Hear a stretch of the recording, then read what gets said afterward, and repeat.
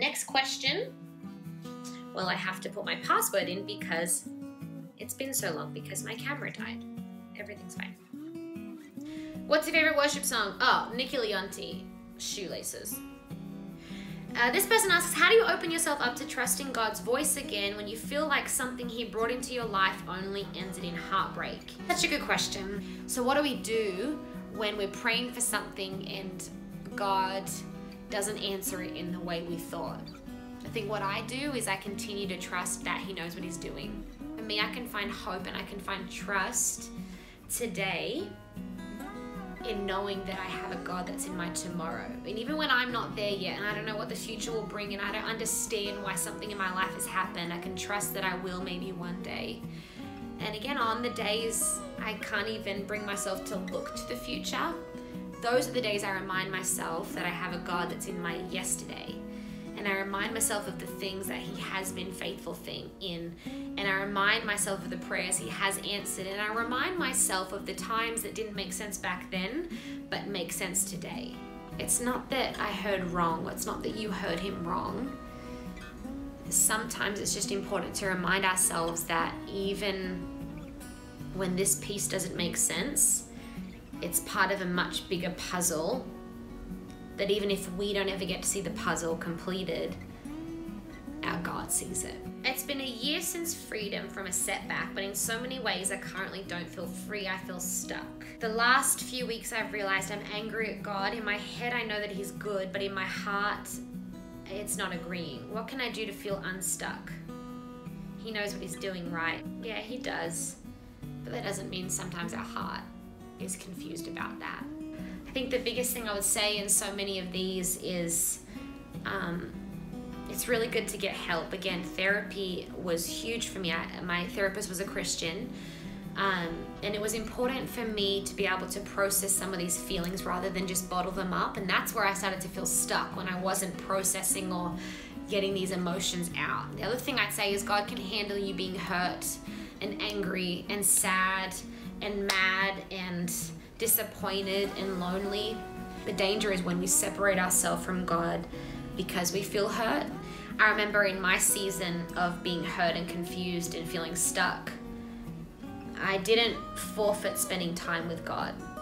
And some days I would yell, seriously, in praying. And some days I would sit in silence and I wouldn't have any words. When you feel stuck, in order to get unstuck, it's important to continue to go to God and get people around you that can help you process that as well. How do you help others through setbacks when you're trying to get through your own? That's such a good question. You're never void of a setback, even if you're helping someone else with theirs. I remember the first time I was back preaching, just actually a couple of months ago, and I was on stage and I was talking about these voids in life that we all go through. Suddenly, I had this flashback of being proposed to, and I was standing there ministering and had a flashback of my own setback. And I had to make the decision then to whether I would run off stage, not appropriate, or tell everybody what had just happened to me. And again, I don't know if that was the right place and time to share that. So I stood there for a second, and honestly, I just prayed really quickly, God, just help me get through this. Not through the sermon, but just through that moment. But I think the biggest mistake we can make is not helping other people through theirs just because we have our own. I actually wrote an article for Propel Women a couple of years ago or last year. I'll put the link to that below. And it really talked about this issue of how do you be in ministry, or how do you just be a person that's helping someone else through their setback and you're going through your own? How do you help someone clean up their mess when your life feels like it's a mess? And so check that article out. What do you do when you feel like you've been through a setback, but then it keeps raising its ugly head? Setbacks, they don't just like have a destination, and not in my experience anyway. There's different layers to them. So when I was in Australia, I dealt with a certain amount of the emotion in the process, and I felt good. And then I came back to LA, and again, some of the triggers of just here made me feel like, oh man, I thought I worked through this. But then I think having grace for ourselves to deal with things on a daily and a weekly basis as well helps. Don't feel like you're back at square one just because you're having a bad day. I think the mistake and the lie we can believe is because something flares up again, it means we haven't dealt with it at all. I just think it's a journey, so give yourself grace. Your friends can remind you how far you've come, especially on the days when you feel like you haven't made much progress. So, yeah. I had a few questions come in about more details on my divorce, and I don't know if details about someone's story without a direction would help people come to freedom. I never want to share details of a story that involves people other than me without there being a really specific purpose. And so where I feel like it's appropriate, I will, and where it leads to a lesson or it helps somebody else get perspective, I always will. I just want to make sure that the details have a direction. And that leads me to my next question. Someone asked, if there was one thing you could have done differently, what would that have been?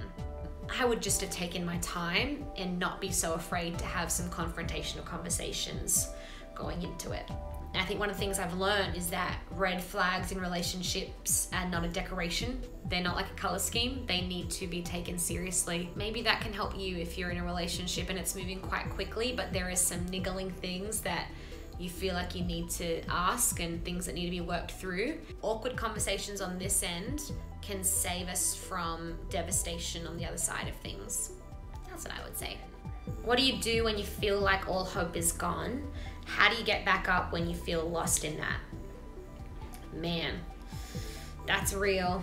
Here's what I learned in the middle of my divorce was that hope kept me breathing when heartbreak felt suffocating. I found hope in not trusting myself.